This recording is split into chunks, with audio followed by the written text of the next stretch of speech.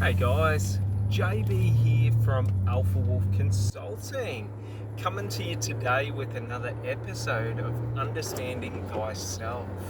So, in this episode, what we're going to talk about is some understandings I've had around full brain activation. So, how to simultaneously activate your left and your right hemisphere to basically perform at a higher level, but also to be able to reprogram your subconscious mind. Now, an important thing to understand when it comes to our subconscious mind is our subconscious mind doesn't actually have any capacity to understand language or to understand logic. So a funny thing is when we're trying to reprogram our subconscious narrative, it is immensely difficult to do if we don't understand the principles of Psych-k, which is psychology kinesiology. And what it means is it's the movement of the body and how it activates the individual hemispheres of our brain. So, for example, my right hand, in my left hemisphere now activates my right hemisphere of my brain, or my left hemisphere of my brain, whereas my left hand in my right hemisphere activates my right hemisphere of my brain. So by crossing our arms and our hands into each hemisphere, what we essentially do is simultaneously activate our left and our right hemispheres of our brain, so our conscious mind and our subconscious mind. So now our subconscious mind, has access to our conscious mind. So what that means is our subconscious now understands logic, understands language.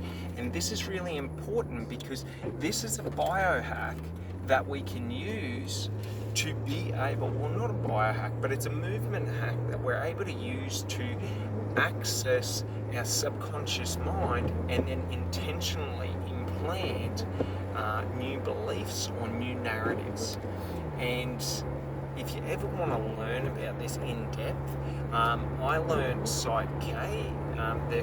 One of the creators is Bruce Lipton. So he's one of the guys that really understands this aspect of trying to access our subconscious mind. But the other thing is when we have our full brain activated, so both hemispheres simultaneously, what we're essentially able to do now as well is we're able to implant knowledge and information into our subconscious mind and to sort it. So a practice that I've created for myself to be able to reprogram my subconscious mind is it's basically based off the foundations of Psych-k, psychology kinesiology. And essentially it's a mixture between yoga nidra, which is a relaxation meditation, and Psych-k. And what we're able to do is we're able to put ourselves into this relaxed state where we're able to now run through our past memories, and work through past trauma and negative memories. We're able to identify and work through negative beliefs. Because essentially what we're doing is we're allowing our mind to show us what is happening within our mind, we're allowing our subconscious to show us what is happening within our subconscious mind.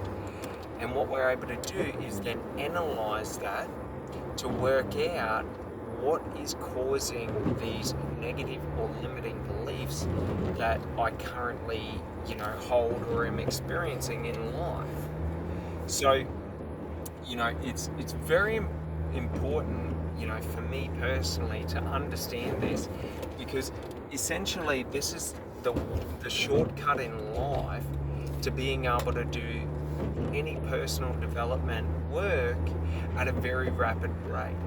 So what we got to understand is that the way Psych-k works is it really leverages on conditioning. So it's not that we tell ourselves once, I love you. No, we say, I am someone who is lovable and worthy again and again and again and again until that program is reset or overwritten. Now, the way you can do this, and essentially how you understand if the subconscious belief or programming has been overwritten, is we do it until we feel an emotional shift. Okay? Because when we feel an emotional shift, we've then locked it in and overwritten it, but it's not a one-time process. So we have to do it again and again and again and again, and when I'm saying again and again and again, I do it for 6 to 12 months, either a couple of days a week, every day, or once a week, depending on what I need to do. So in the beginning, we want to be doing it as much as possible, and then towards the end, we sort of leverage it or lean it off in terms of we slow it down, and then basically we allow that belief to take root and take hold. So it's very important, but simply all you need to do is determine what you want to recreate. So for me personally, I didn't realize before I got introduced to Psych-k that I actually had very, very negative beliefs around self-worth. So I wasn't allowed to be happy about who I was. I didn't love myself. I didn't, respect myself. I was all ego. And Psych-k is a really, really good practice to being able to overcome the ego. Because when we understand that every thought and belief in my mind is just based on conditioned responses. So essentially, the reason I had low self-worth was from my upbringing in childhood where, I didn't get the attention, I didn't get the love. I got told who I wasn't good enough by every adult figure. No adult figure said I was good enough. So that led me to having a belief that unless I was perfect and the best, I was never worthy of being good enough, which is totally inaccurate, because what that does is that makes every action that I take near impossible, because it's such a struggle, because there's no internal belief, there's no internal self-worth. So, for me personally, Psych-k and this practice of full brain activation that I've created has been life-changing for me by being able to identify weaknesses or weak beliefs or limiting beliefs or negative narratives, and really weed them out and put strong narratives in there, strong beliefs, empowerment. And that's the sort of key. And it's a simple 5-10 minute process that you repeat once a day, twice a day. All you got to realize is the more you do it on more repetition, so the more times you do it each day, the practice, the more days in a row you do it, the quicker you get the effect and the stronger the effects are. It's like going to the gym. If I work out for 1 hour a day, I'll get results. But if I want quicker results or better results, well, if I work out 3 times a day for an hour, I'm going to get there 3 times as fast. The lie in life is that you have to limit yourself, that you have to slowly do things, that you have to rest, and all of this. It's all just lies told by people who are lazy, who don't want to put the work in. Elon Musk said, if you spend 100 hours a week working, you will it will take you half the time to do what someone who puts in 40 or 50 hours a week can do. Like, the more time and effort you put into things, the more conscious awareness you have in your activities, the quicker and easier the results are to get. So, and the funny thing is with the subconscious mind, okay, it's not that I thought any different after, doing these Psych-k programs and reprogramming my subconscious, but it was just this feeling had shifted. I couldn't put my finger on it, but something had shifted. And sort of over time, as I developed it, as I worked at it, as I built upon the foundation that I'd created, it got stronger and clearer, to the point where now I cannot do anything that doesn't align to me. I refuse to. Before I did it, when I had no self-worth, I would do everything I could to try and, I was a ruthless person, whatever it takes to succeed.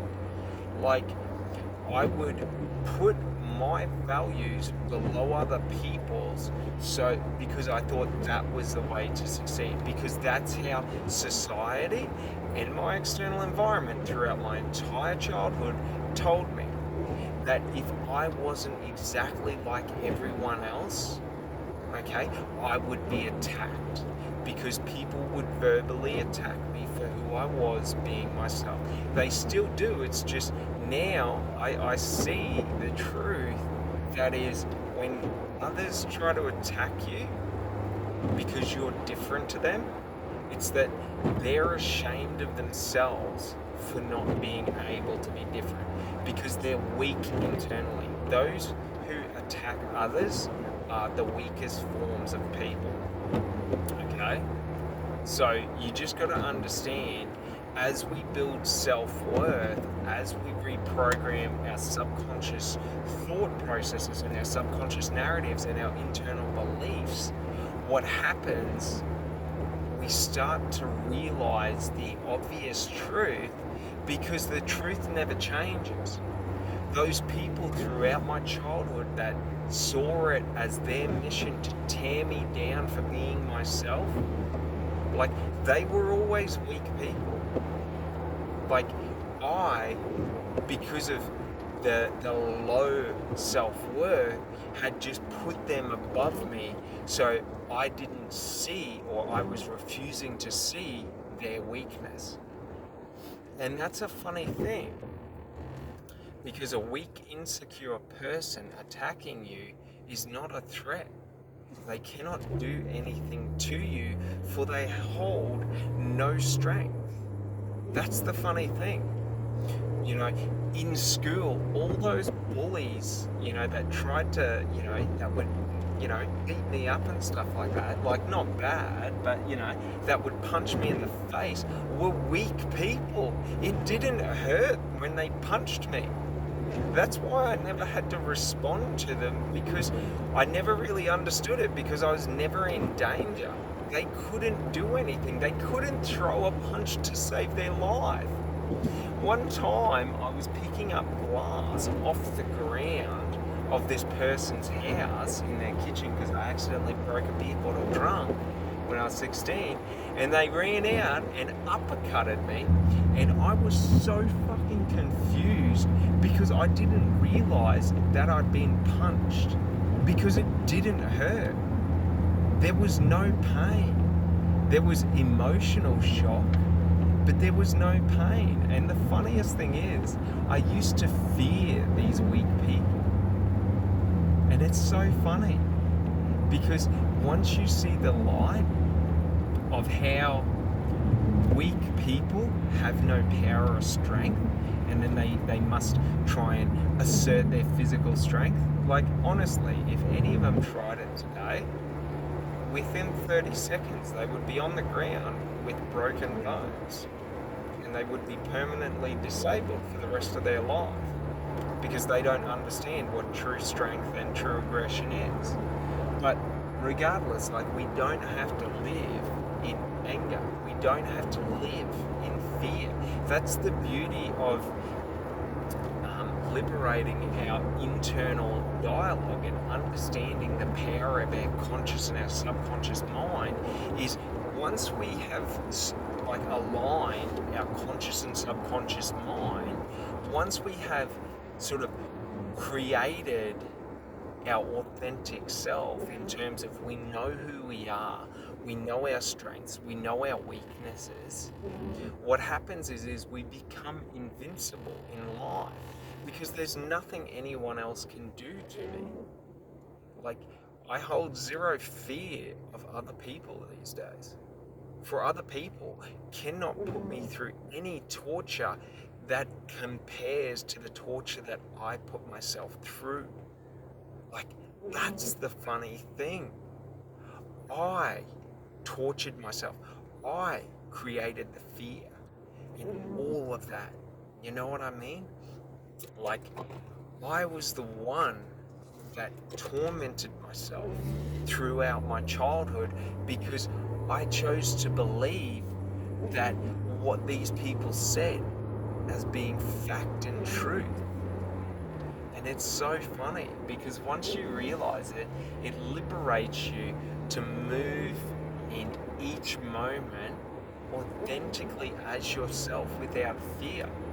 I walk through the streets calmly these days because I know no one can harm me. There is nothing another can do to me. You can walk up and punch me in the face and I will laugh at you, because you cannot do anything to me. You cannot create fear within me, because I am not afraid of who I am. I am not afraid of pain. I am not afraid, of judgment, of rejection, of abandonment. I hold zero fear in life. And that's sort of, with this full brain activation process, what I've really understood is when we're able to root out all those negative limiting beliefs, the fears and all of that, like the fear of judgment, the fear of, physical attack. Like, when I say, like, I have, like, I work through it every day, but from my childhood, I have PSD. Yeah, I think that's it. PSD or PTSD, because when I was between the ages of 8 and 14, when I would be alone walking out on the streets, just a couple of streets from my house, it was 30 and 40-year-old men that would threaten to physically bash me, that would threaten to attack me, that would try and attack me, because they were weak, gutless individuals who preyed on people that couldn't fight back. When I walk the streets these days, I wish and hope for the moment that someone tries to prey on me. For to prey on me is to prey on a pit bull. And if you understand pit bulls, when you're aggressive around a pit bull will become hyper aggressive until the pit bull deems that the aggression level is low enough that it can calm down. So that's one of the funny things, is all these weak people throughout my life who tormented me. The funny thing is like, I was the one forcing myself to live in torment. And when I started to work through it and realize that it was me tormenting myself, and there was nothing really that others could do to me, it's sort of, I allowed myself to let go of that. You know what I mean? And it's funny because, in my 20s, like how I used to walk the street, and if I was walking, like, shopping centers and large crowds used to make me super nervous, because every male I had to account for how I would defend myself should they attack me. Because throughout my childhood, I was taught if you're not prepared for people to attack you, they will try and attack you, which is a false belief, but that's what happens when we're in negative situations, when we're preyed upon and things like that. So we all have to work through these things. So for example, you know, it's not limited to just, say for example, physical violence, but it's like, if people, steal from me, if people cheat on me, if people lie to me, if they continuously do that, in terms of everyone I meet tries to lie to me or manipulate me, or play games, or use emotional manipulation against me, then how I'm going to condition, what it's going to condition is an internal belief that I always have to be prepared for people to emotionally manipulate me throughout life. And the funny thing is when I walk through life preparing for people to take advantage of me, I'm broadcasting to people to take advantage of me. Where focus goes, energy flows. In life, what I fear becomes my reality. What I believe becomes my reality. So if I believe that people are good and that they're not, not going out to, manipulate or use me, then how I interact with people will be completely different. But I also, in life, we have to accept that some people, through their own life conditioning, are predators. So, because their life, they've been preyed on, the only strength they know is to prey on those weaker than them. And it's so sort of funny because, becoming a predator in life is just weakness, because you seek only to attack the weak. Whereas, I always forced myself, because I had the choice. When I was 16, when I, taught myself while training for the military how to kill people in multiple different ways. From the age of 16, I've known 6 different ways to kill someone in under 10 seconds with less than 2 pounds of pressure, because it only, in 6 spots, it only takes 2 pounds of pressure to kill someone. And that's the funny thing, is we as human beings have so much strength, but we are also all very, very weak in certain areas of our physical body. So for example, if you punch up into someone's nose and you break that bone and then you push that bone into their brain, they will die. And that's one of the funny things. So because people always attacked me, or preyed on me, my choice was either to take that anger out on weaker people, or to choose to channel that anger. And what I chose to do is channel that anger to protect and serve people. So my goal was always to go to the military to be able to defend people, to protect and serve the weak. The downside with that is the realization that I had about the military is that is not what the military exists for. The military exists only to perpetrate politicians' will. That's the sad thing. Soldiers, romantically, and all soldiers believe this, is that they're there to help those who need support, who can't defend themselves, who can't protect themselves. And that was a little bit of a realization that I had, was that unfortunately that wasn't a path that I wanted to go. But to get back to it, the thing is in life, when we go through hardships, when we go through struggle, when we're on the receiving end of injustice, we are given a choice by God, by the universe, by ourselves. Do we want to be someone who perpetrates injustice or someone who will not stand for injustice?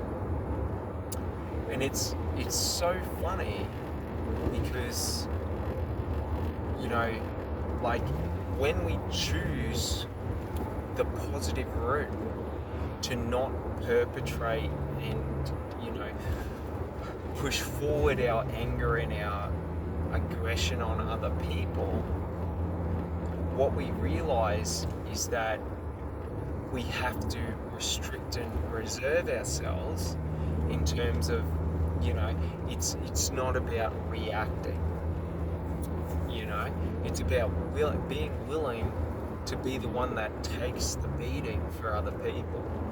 That's the funny thing. If you, like, as a man, if you watch, you know, war movies and things like that, the true men are the ones, you know, that, you know, the true men that we all aspire to be and desire to be are the ones that aren't afraid to, you know, take the pain, take the punishment for the others. And that's a funny thing because so much of society lies to us that your strength is, you know, how violent you can be, how aggressive you can be, how, you know, how much you can exert.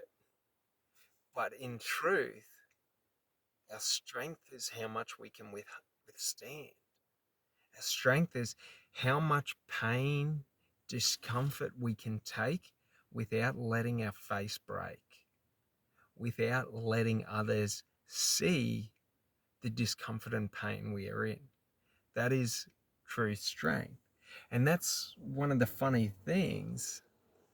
What I realized is when, and I still have to do this to, like, it's a life process in every moment to choose the right decisions, to hold up or stand up for your values, to stand up for what you believe in. When you see someone act unjustly towards another, you stand for them. It doesn't mean you have to go out and attack people. What it means is you have to put yourself in danger and be willing to put yourself in the danger to say, you can try and take me down, but you do not have the strength. And that's one of the funny things. Like, it's my personal belief domestic violence would not exist in the world if every man who witnessed domestic violence got in between that man and woman and looked him in the eyes and said, try me. You can try, but you will not succeed. Because you can knock out all my teeth and I will have a broken smile, but I will still be smiling. And it's sort of like when we understand how to insert these narratives, because the funny thing is society drills in the narrative that we have to be aggressive, that we have to be dominant, that, you know, if you see a man attacking a woman, you have to attack that man. No, you have to get in front of him and say, try and attack me. And if he chooses to attack you, you defend yourself. But it's not that you have to attack and beat him and all of that. Like, that's the funny thing. Society lies about violence being the answer. It's not that violence is the answer, but a willingness to withstand violence is the answer. Because when you see that the violence you perpetrate cannot hurt me, you will lose all of your strength. You will lose all of your willingness and motivation to even try again. And that's the thing. David Goggins talks about this, taking people's souls. When you when they see that the worst they can do to you cannot even phase you, that is strength, that is joy, that is what it means to be a man, to be an alpha. Like, the alpha is always the one that is willing to die for the others. Do you sort of understand? Willing to take the punishment. And it's like, the only battle each of us in life truly faces is the internal battle of our mind. All those weak and negative beliefs that have been implanted into our mind throughout our childhood, throughout our developmental years. Because what I've realized throughout my own experience in life is that the majority of the limiting beliefs and the negative beliefs I have were implanted in my mind between the ages of 9 and 10 and 14, 15, 16. That's when people were able to get into my mind, because I was always taught that, adults are right. What they say is right. Even though the majority of adults and the majority of people are that weak within themselves that they don't even understand or comprehend what strength means. If you're a guy and you work out and you take steroids to build muscles, you are weak, because if you cannot build those muscles by your sheer effort, drive, and determination and willingness to break yourself day in and day out in pursuit of becoming your best, like, that is why steroids make you weak, because steroids give you the illusion of strength. The only reason you lift like you lift is because you have an illusion that you have strength now. If you cannot create and cultivate that strength within you, when you cease to have steroids, you lose all the gains you get.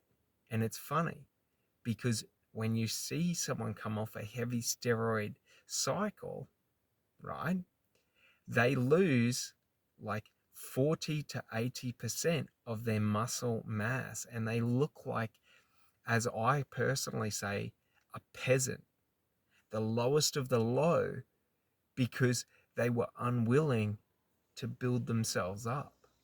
They could only ever build themselves up by artificial means. So it's sort of like, when we use things to give us strength to be able to do things, to be able to push ourselves, when I need alcohol to be able to cope with my emotional state and my emotional trauma, I am not a strong person. For as soon as I don't have alcohol, I crumble. What takes strength is being able to sit there in the misery and the pain of who I have become and how I have been tormented, and work through it and build myself up step by step, brick by brick, build the foundation of who I am. And that's what this allows. So, full brain activation is literally, all I do is cross my arms. So you just want to have, like, I say usually halfway down the arm and just over your waist. And now, right now, both hemispheres are activated. So I have access to my conscious mind and my subconscious mind. So what that means is I have access to every piece of experience, every piece of information that I've gathered, everything. I have a direct dialogue now accessible with my subconscious, where my subconscious understands my conscious thought, right? Everything I say in this state, where I'm in this position, okay, my subconscious mind is basically recording and categorizing it or cataloging it. So if I sit here and repeat, I am someone who is lovable, I am someone who is worthy, I am someone who has unlimited internal fortitude, I'm someone that does not feel the need to exert my strength on others to prove the strength I hold. So any of those, language patterns, or just little, like, it is a language pattern. So a language pattern is just the language we use and the pattern of the language. So if I say, for example, I am someone who does not need to project my strength onto others, what that means to my subconscious mind is that I don't need to prove myself to anyone. I know within myself the strength I hold. And it's very important for me personally, and why I created these practices, because as soon as I realized this, then it's like I can create whatever I want. I can create anything. I can create someone who is able to fail 1,000,000 times without considering one of those failures as a failure. I'm able to create and cultivate any perspective that I want. I am able to shift beliefs. I am able to shift habits. I am able to create the person who I want in a couple of minutes. So, for example, all we do is just, close our eyes and just say, I am someone who is lovable. I am worthy of love. And we just repeat that. I am someone who is lovable. I am worthy of love. I am someone who is, and you don't have to say it. You can just say it in your mind. You can say it. You can write it. Well, it's a little bit harder to write it, but essentially we're saying it. But the key is, okay, and this is a very important thing to understand about Psych-k. Your subconscious mind, my subconscious mind, when I have these weak or negative beliefs or negative narratives, it resists the change. So consciously, when conducting this practice, okay, we have the understanding that our subconscious mind and our conscious mind will resist this because it doesn't want change. It likes those negative beliefs. But this is a practice in taking control of your mind. So an important thing to understand is when resistance is presented to me, okay, when my subconscious mind says, no, you are not lovable, no, you are not worthy of love, I say it louder. And every time you give me resistance, I become louder, more determined. The fire builds. I plant my flag in the ground and I say, this is the belief. You can resist, but you will not succeed. I create who I am in every moment and in any moment. Should you stand against me, you will surrender. And that's the thing. And it's not that we're angry at our subconscious mind for this.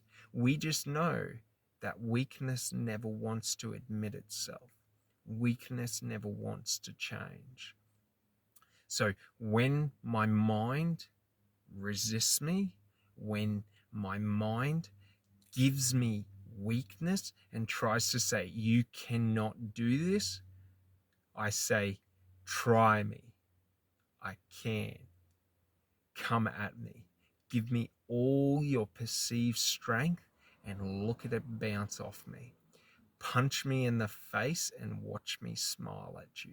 There is nothing you can do to break my conscious mind. And this is an important thing because this is how Psych-k works. Okay? The physical practice is important, but the key understanding about Psych-k is when we're reprogramming our subconscious beliefs, there will always be resistance.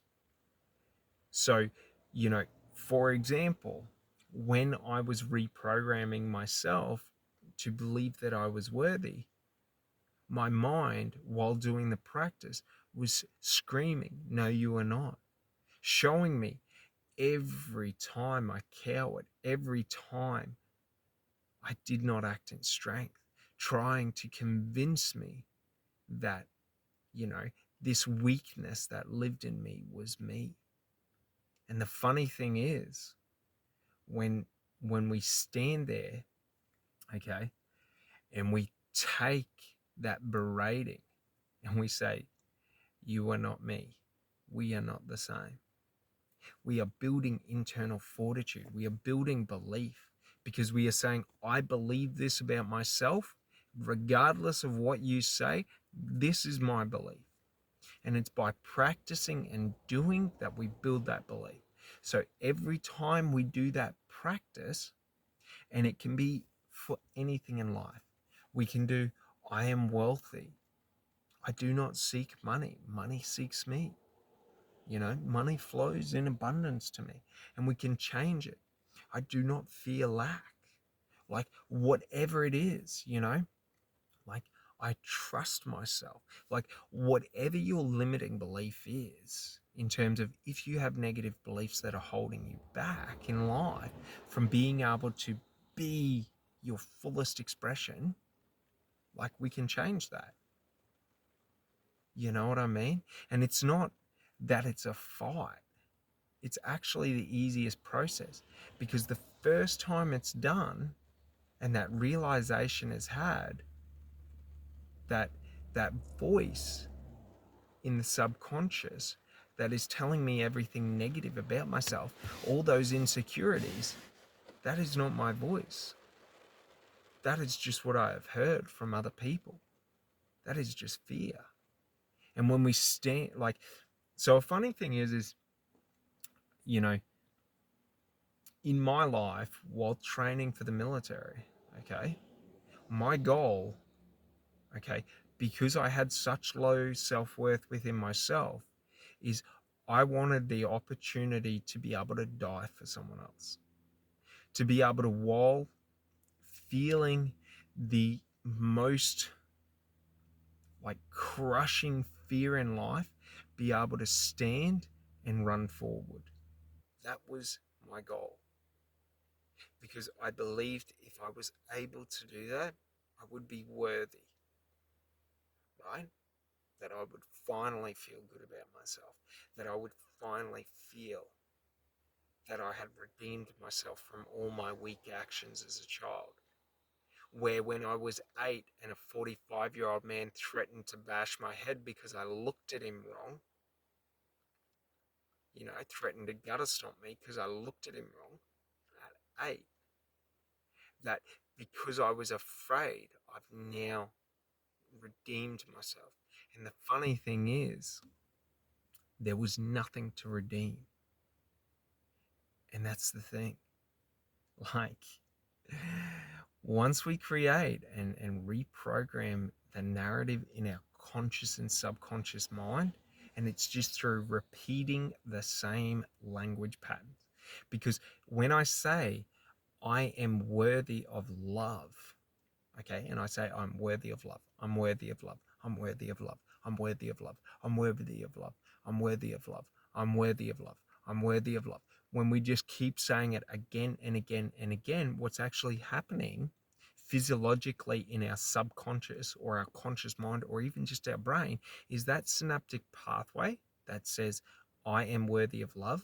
So whenever I think of love, okay, that synaptic pathway that says I am worthy of love is the strongest.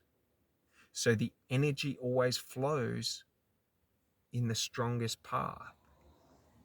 That's how our mind works. So by repeating it again and again and again and again, I strengthen my memory so that when I hear love, my mind instantly says I am worthy of love.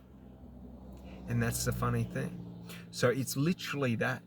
I am worthy of love. I am worthy of love. I am worthy of love. And if you're subconscious, what I say to people is, if you're subconscious, dare say anything different, become louder. This is the thing about life that I've personally realized. When life, when my external environment, when society, when others try to beat me down, I have to stand back up every time and say, you cannot do anything to me. You may beat me, but you will never break me. You may kill me, but you will never instill fear into me. I do not need to walk with fear in life, for there is nothing to be afraid of, for nothing can harm me. For if this mortal body die, that's okay. Job done. You've just liberated me into an energetic life. Like, that's the thing. When we build this internal fortitude, when we build this will, when we build this, like in Australia, we have a thing where it's a cultural tradition to always identify as the underdog, to always identify as the digger. Okay? The digger is the Australian soldier who can fight with minimal ammo, outnumbered, no food for days, weeks, and months because no one else can. Like, that's the thing. Like, we in Australia believe that the person getting beaten by life is the champion of life. The person who gets beaten down again and again and again, yet still gets back up, yet still keeps moving forward. That is iconically the strongest person in Australia. We also have another one, the Aussie Battler, which is a reference to people struggling, to the working man, to working class, to those that work relentlessly for everything they have and never get a break. But they don't complain. They just do it because that is the tradition, to always just work for what you want. Just keep going. No matter how many times you knock me down, it will never be permanent. You can never permanently knock me down. The only way to knock me down permanently, to make me succeed, to make me give up, is to take the lifeblood out of my body, to take the breath out of my lungs, to take the beat from my heart. That's the thing. When we have that mentality, there is nothing another can ever do that would even come close to having the ability or capacity to be able to break who we are. And it's a funny thing because I wasn't always like this. Like, I always wanted to be like this in terms of to be able to be knocked down again and again and again and again, but to never have my spirit broken. And it's so funny because how I was led to believe by society was that I had to struggle to do that. And the funny thing is, once I got up here, right, once I got these narratives, once I started to become aware and observant of the conversations I was having with myself, how I talk to myself, the language I use with myself, what happened was everything started to shift. Everything started to change. And then I started to arc my back and started to say, if life wants to punch me in the face, I'm going to smile bloody. You know what I mean? That's all we can do. Whenever we fall on our face and bust our face up, we can only ever smile. And it's so funny because that's the liberation of life I found, is when we're able to release any and all of our fears. Like, so many people these days, you know, the uber successful, the uber wealthy, you know, the rich, to do anything, the majority of them feel that they need to have security because they're afraid someone's going to take from them what they have. And it's so funny because once we realize we are nothing, there is nothing you can take from me. I am not this mind. I am not this body. What am I? I am consciousness.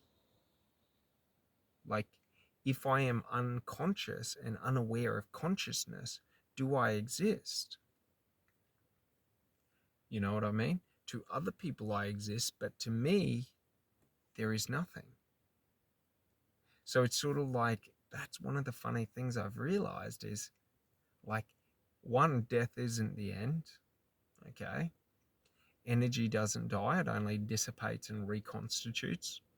Take, for example, the stars, right? We are all made of the particles in the stardust that is spread out when a star comes to be. But what happens to a star when it collapses in on itself and dies? Well, over millions and billions of years, that form, that debris starts to reconstitute itself. And then one day, bang, a new star is born. So how funny is that? If stars are reincarnated, if, for example, a tree lays a seed and that seed grows into be a tree, you know, it is still the same tree, you know. While it might be individually different, it's still a tree. So we just got to understand that in life, our consciousness isn't unique to just this form. You know what I mean? It's not unique to just me. Consciousness is every and anything. It's everywhere. And when we understand consciousness at a high level, and we understand that our consciousness, or what I believe as being me intrinsically, what I believe is my soul, you know, my higher consciousness, is part of a frequency. And frequencies don't die. They're picked up on a transmitter. And when that transmitter ends or dies, the frequency just goes back to the collective frequency. And it's really funny because in life, what I realized is, if I fear death, I can never be happy in life, because no matter what happens, that is, you know, the epitome of my happiness, there is always going to be this negative event at the end of my life. So every good thing that ever happened to me, when I die, if I fear death, everything becomes negative. I don't care about all that good. I'm about to die. So we've got to understand that death is a liberation, and being joyous about death and celebrating, you know, that one day I will die, in terms of this physical body will cease to be.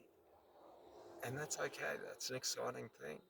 We don't need to understand what comes next. We just need to trust enough within ourselves that we're okay, that it's not something negative. And like, what made this super simple for me to understand is that, and the way I put it is, if you've ever fallen asleep, and you know, when you sleep and you fall asleep at 9 at night, and then a second later it's morning, and you haven't dreamt, You've just been unconscious. That is the feeling of death. It's just the lack of conscious awareness. So if you've ever been unconscious, it's not scary. It's not disjointed. It just is timeless. There is no conscious awareness of the passage of time. There is no perceived time. There is no perceived reality or space. And that's a funny thing, because as we understand more and more about death and consciousness and all of this, the dots begin to align that point to this being the reality. So it's a funny thing that I've sort of in myself realized that these experiences in life are designed to prepare us and sort of show us or get us used to what happens next, where we don't have after death conscious awareness of the passage of time, conscious awareness of a singular consciousness, conscious awareness of space. Like, do you sort of get it? Like, the human mind or the human experience is an experience of conscious awareness, which is really funny, because to understand this shifts and changes our understandings and beliefs about what is a good life. If death, okay, is a celebration and seen as a passage to what is next, then there's nothing to fear. There's nothing to become attached to in this existence. And detaching from my conscious mind, my subconscious mind, my physical body, my identity of self, detaching from all the material things means I can live and walk free through life without any fear of negativity, without any fear of regret, of loss, without any fear of failure, for there's nothing to fail or succeed at in life. Like, that's the thing. Everything becomes pointless when we lose our attachment to the physical world, to the physical environment, to physical existence. And as I always say to anyone that tries to argue that we're just physical beings, if someone dies of a brain aneurysm and you replace the brain, that should kickstart a new consciousness. But it doesn't. So you got to understand, once consciousness goes, once someone dies, like that being, that body doesn't come back. You know what I mean?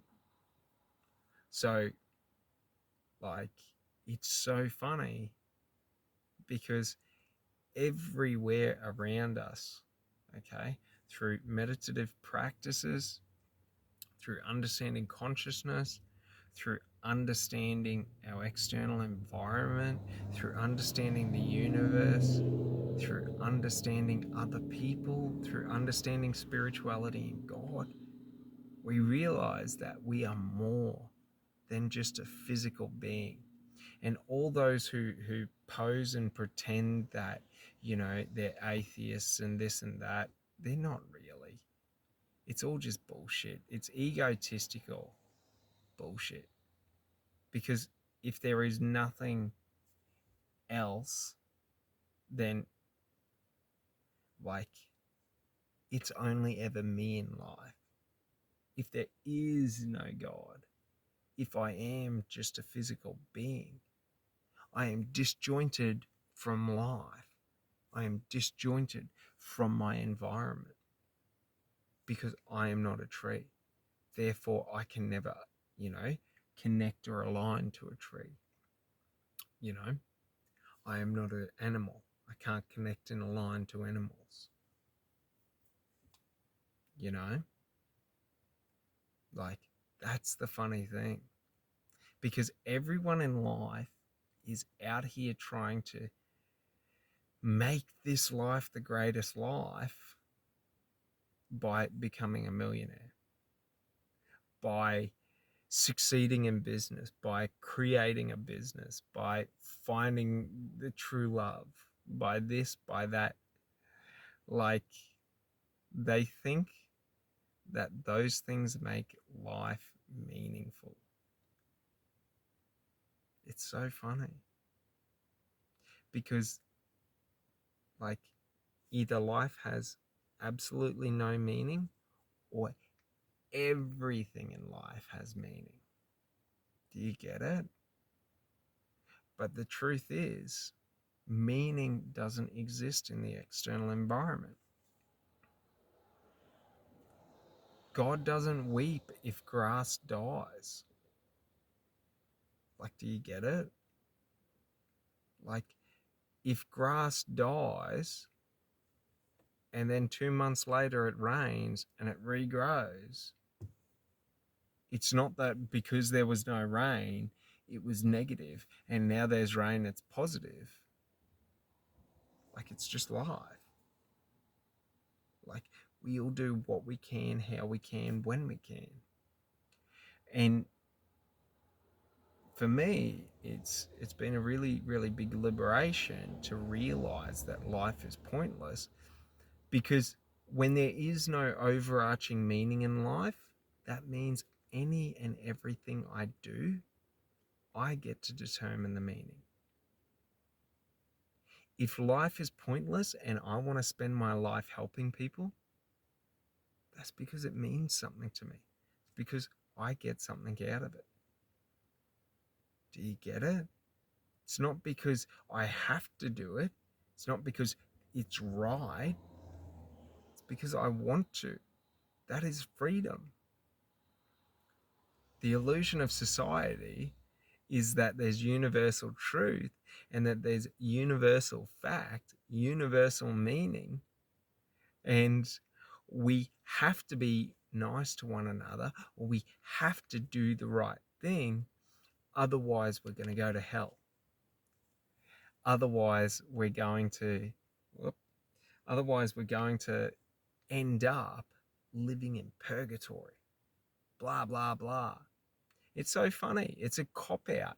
If there's universal truth, if there's universal right and wrong, you doing the right thing doesn't take any effort. You being a good person when it's easy, the easy path is to screw people over, and you taking the difficult path, it's a cop out. When life is pointless and there is no meaning to the actions you do, when you choose to do the right thing, it's because you want to. That's empowering. You're consciously choosing out of everything that you can do with zero repercussions to actually do what you want to do, to be who you want to be. And that's the funny thing. You know what I mean? So, like, yeah, because it's easy to do the right thing when you're afraid that you might go to hell for eternity. But when doing the right thing is just something that you want to do, like, do you get it? It's harder. It's harder when doing the wrong thing in life won't have negative effects on you. Like, do you sort of get it? That's the freedom of life. You know how, Catholics, Christians, Allah, like Islam and all of that, like, they all say that we have free will. But then they say that there's an overarching right and wrong presented by God. That's hypocritical. Because if I've got free will, but there's a right path and a wrong path, then I don't have free will to take whatever path I want. Because if I take the wrong path, I'm negative. If I take the right path, I'm positive. Free will is that there is no right or wrong path. You determine what is the right and wrong path for you. What does it mean for you to be who you want to be? What does it mean for you to do the right thing? What does moral mean to you? Understand this about morality. Whatever you can justify is acceptable. Okay? For example, this war in Israel with Hamas, if we can justify killing tens of thousands of civilians to try and overthrow terrorists, then it's okay to kill tens of thousands of civilians. There is no justification for killing an innocent person who hasn't done no wrong to you. If someone threatens your life and it's survival, it is acceptable to defend yourself. But if you don't need to kill those people to survive, if you're not in imminent threat, and yeah, I get it, all the Israeli people will talk shit and say, oh, but we got terrorists. It's just fucking lies. It's all just propaganda and manipulation to condition you to hate other people, because governments rely on fear to manipulate the population. Governments rely on fear to control you and dictate what you do. We are coming into the next decade of war, where the governments are going to be conditioning people to hate each other and create division so that they can control us and play their stupid games. And you might ask, well, why would they do that? Why would they create wars? Because it is profitable to kill each other. If we go to war, I now get the advantage of being able to spend more money recklessly and do emergency spending measures, create and manipulate the economy to go into a wartime economy to build industrial bases in terms of manufacturing. Like, it's all just about, it's just stupid games about money and power and political power. It's the funny thing. But they all say this is right, this is wrong. The West is right, China's wrong. The West is right, Russia's wrong. Israel's right, Hamas is wrong. Palestine's right, Israel's wrong. It's all just people pointing their fingers saying, you did this to me, I'm going to do this to you. And manipulating the people and conditioning in and basically using propaganda to brainwash them. And honestly, if you look back to World War II, if you look back to Vietnam, if you look back to the Gulf War, the war in Iraq, the war in Afghanistan, the war in Ukraine, the only way the aggressing country could do anything was by manipulating and terrorizing their population to be in fear, thinking it was a matter of survival. Israel tries to say that if Hamas is left, that their survival isn't guaranteed. Like, honestly, if we stop fucking with each other, there's no problem. If everyone just focuses on what they want in life and pursues what they want in life, there is no fear. If the governments would be honest, transparent, if they didn't lie, if people didn't lie and manipulate, if people didn't need to do all of these things, what a world we'd live in. But unfortunately, little men are the men that seek power. Weak men are the men that seek control. So the funny thing is, all these people that we think of as being in positions of power and control are the weakest people in society. Look at Elon Musk, for example. He has power. He has, he has influence, he has control. Yet his primary focus is on bettering humanity rather than trying to control people. That's so funny. Imagine if politicians did that. Imagine if other billionaires did that. Rather than trying to control and gain power, they just chose to help people. How funny of a life would that be? Eh? How close would our world be to war if these weak people were ousted? If our governments were torn down? Because they're corrupt. They're all corrupt. We don't have to, like, it's not that we tear them down for chaos. It's not that we promote chaos and aggression and anger and violence, but it's that, like, we have to tear down the illusions that we all know the government is propositioning us with, is using as propaganda, the illusion of an economic crisis, the illusion of a cost of living crisis. The only reason we have a cost of living crisis is because everyone is manipulating the system to rip it off. Everyone is trying to charge the maximum and offer the minimum. Like, to curb inflation, like, snack providers, right? So like your snack companies, like let's take, for example, Cadbury in Australia.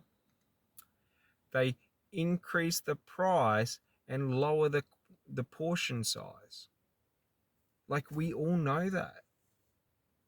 Like, it's apparent, it's evident. But we accept it.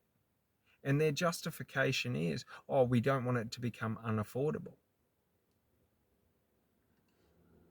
But it's like, to an extent, their costs do increase over time with inflation, but the majority of the cost increases in our society at the moment is from government taxation, is from mismanagement of supply chains. Because we outsource all of our manufacturing, right? Because we outsource all of our manufacturing, we are now, like, have zero control over the price.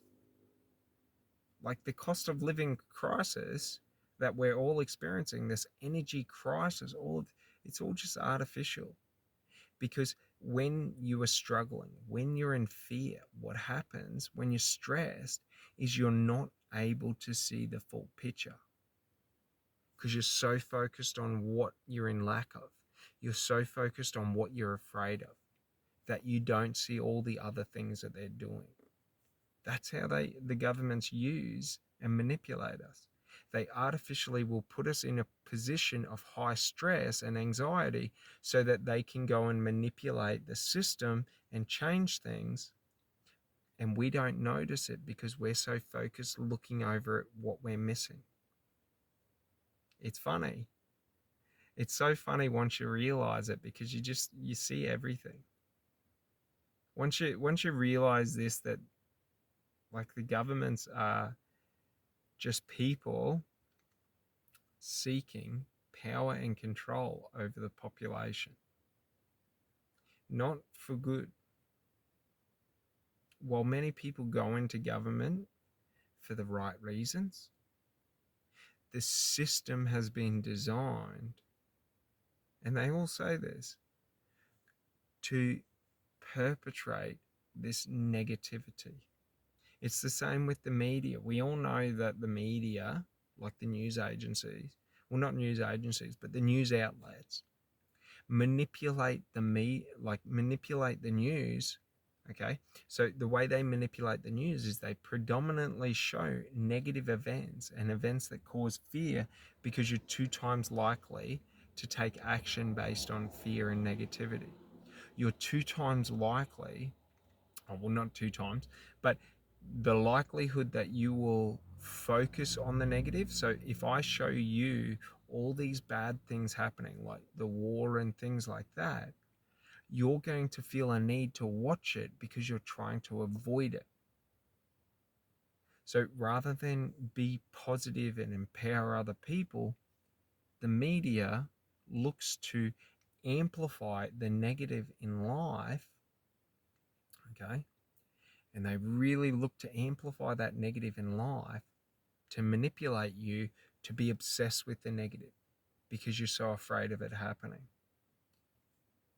And that's one of the funny things is in our minds, okay, like all of this conditioning from the government, from media, from schooling, from society, from movies, TV shows, like it's all designed to basically control you in terms of if I condition you to always being in a state of fear, then you're easier to predict. Okay?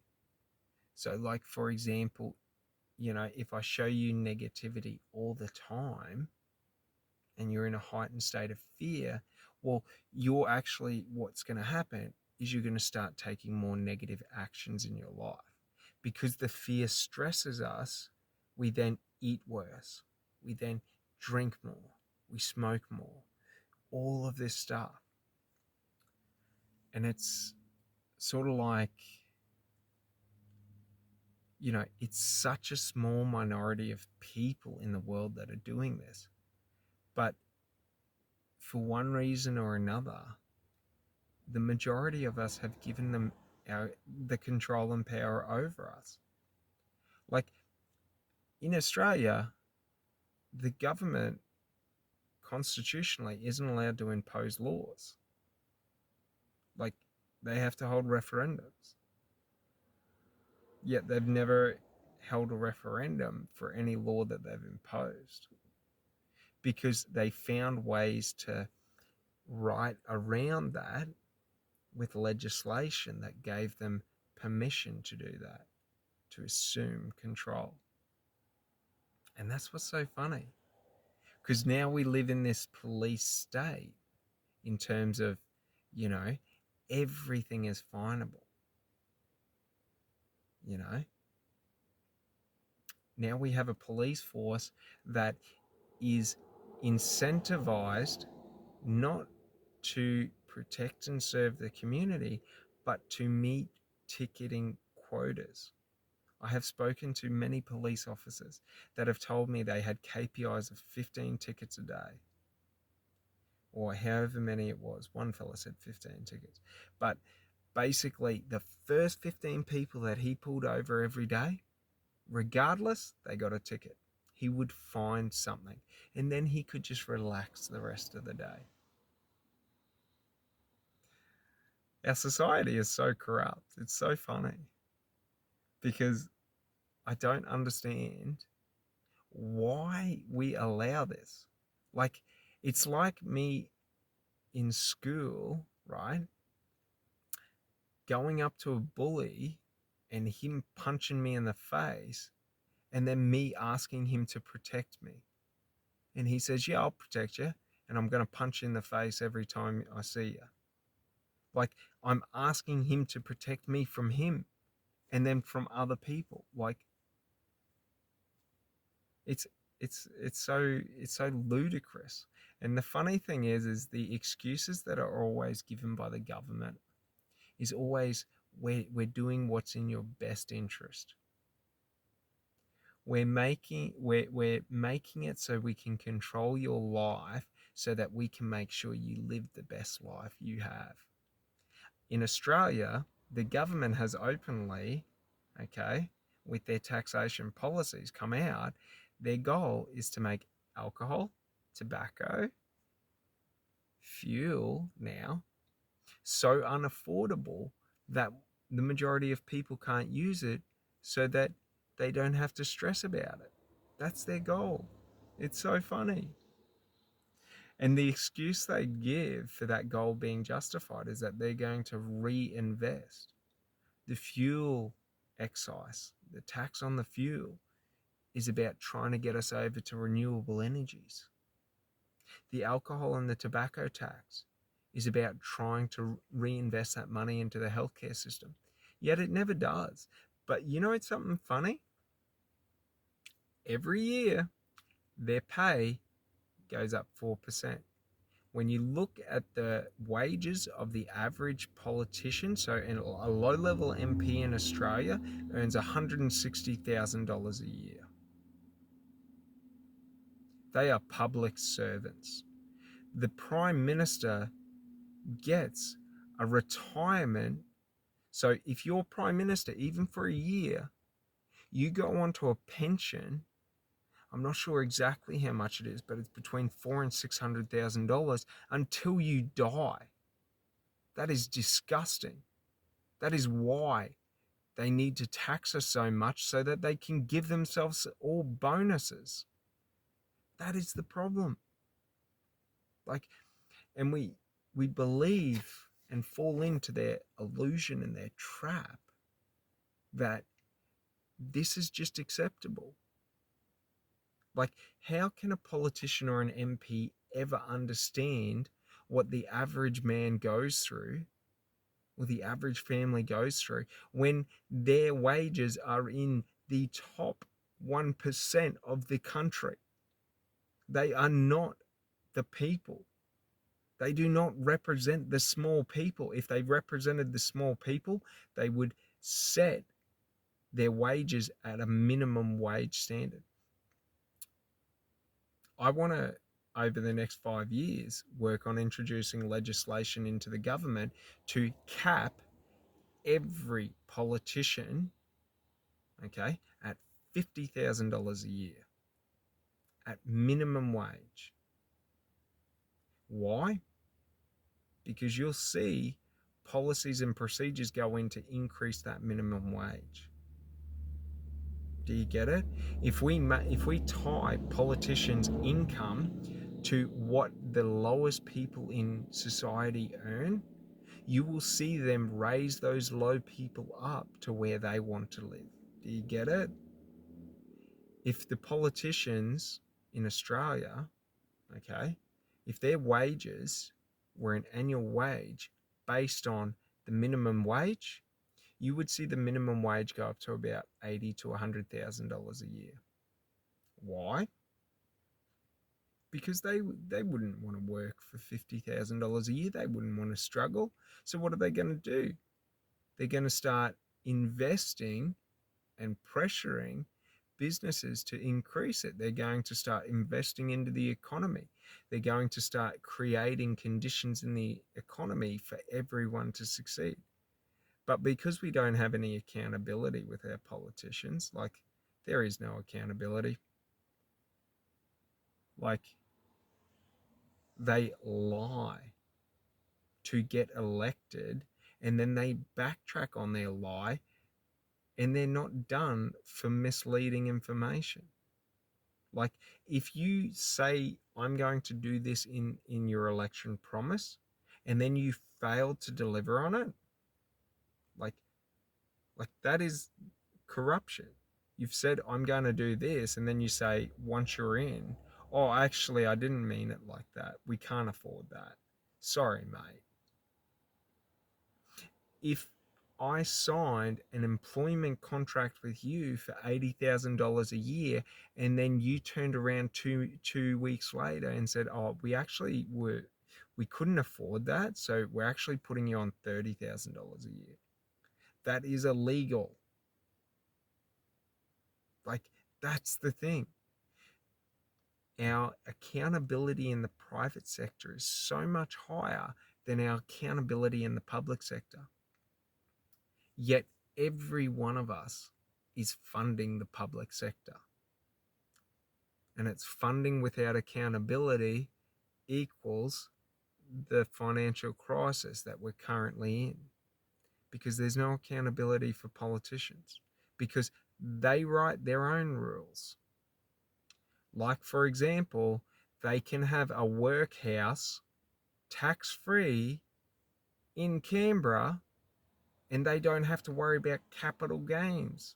So they can have a house in Canberra and they can have a house in Sydney, and the house in Sydney is their primary residence, but the house in Canberra is just a free house. How good's that?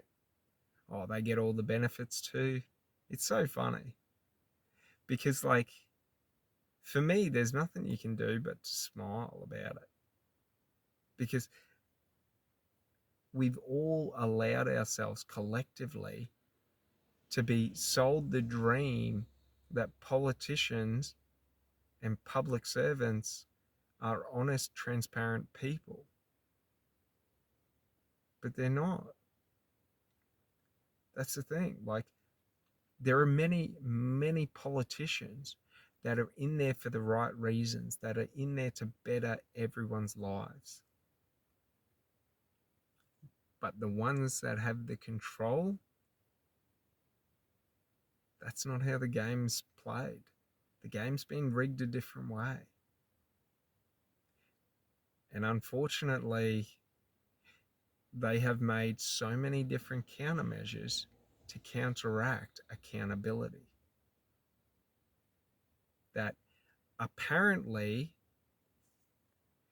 when COVID happened, okay, with the injections, and this is why I got nervous about the vaccines, was that they introduced in Australia legislation so that the doctor, the pharmaceutical company, and the government, for mandating vaccines, were not legally liable.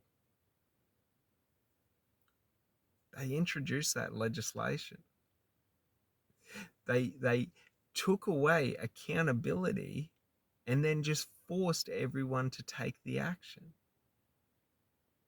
Like, honestly, like, if we held the government to the same standard that we hold the private sector, what would happen? That's my dream in life, is to hold the government accountable. And we all need to start realizing this, that all of these illusions in society, all of these narratives, all of these beliefs, right, wrong, this, that, like, it's all just made up. Like, because when we put the exact same standard and test towards everything, nothing passes. Like, if we have morality, okay, as the standard, our legal and laws, our legal system, our legislation, and our laws are not moral. Our businesses in the private sector are not moral.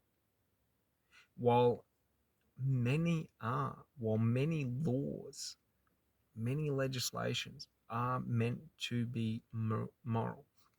That's why we have the courts and all of that, is so that we can get that sort of morality in there with sort of common sense rulings and things like that.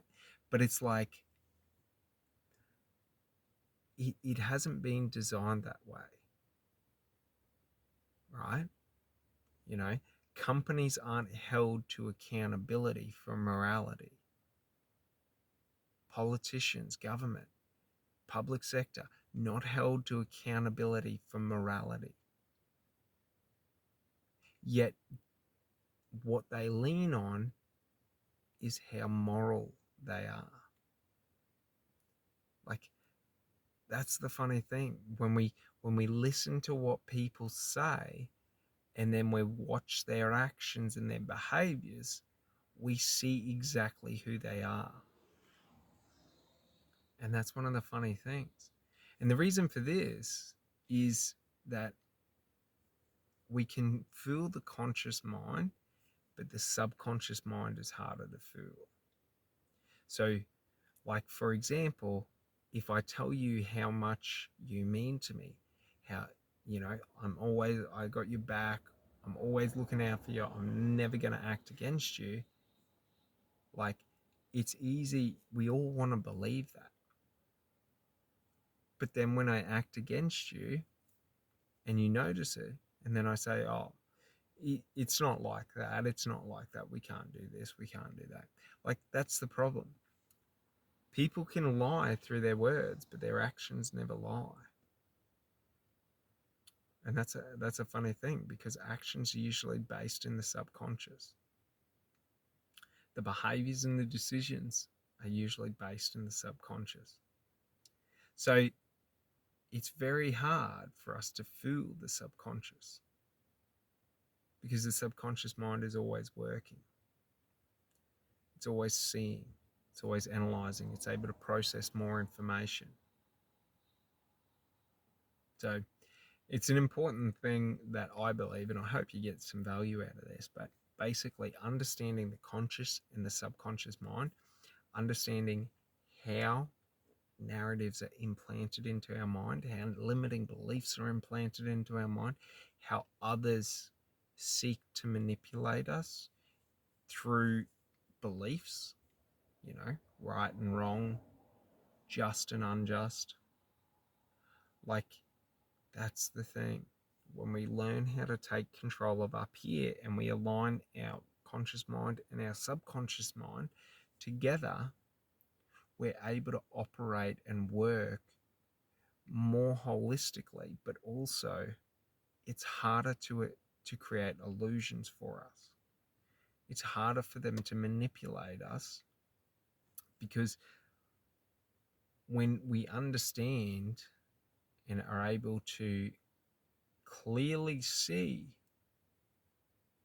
their actions, it is difficult for them to mislead us into believing that their actions mean other than that they are. But all right, well, you guys have a great day, and I'll talk to you later. Thanks so much. Bye.